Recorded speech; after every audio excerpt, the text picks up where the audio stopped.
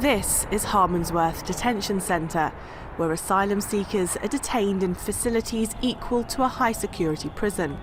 It's privately run and the largest in Europe. It's also hugely controversial. Earlier this year, it was accused of a shocking loss of humanity after a terminally ill Canadian man was kept handcuffed as he died. That's why protesters have targeted Harmondsworth. This is the 5th time that they've come right to the door of the detention centre in a noisy and poignant protest.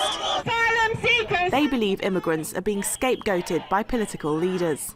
It's a thoroughly racist policy to blame immigrants for the problems. It's about divide and rule. But in reality, I think the real motivation from the government is they don't have any hope for the future of this country. They want to cut everyone.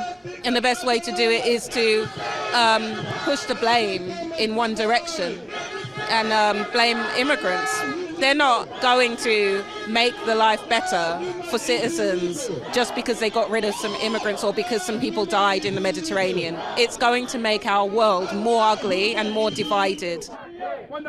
Many protesters here are immigrants who've spent time in these detention centres, like 38-year-old Ahmed. His father was killed in his native Uganda.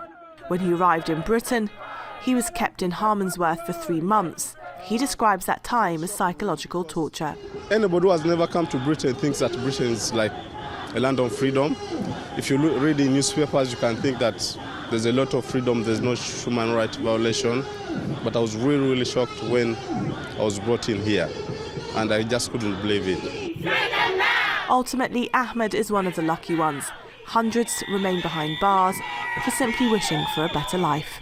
Nargis Mobalaghi, Press TV, London.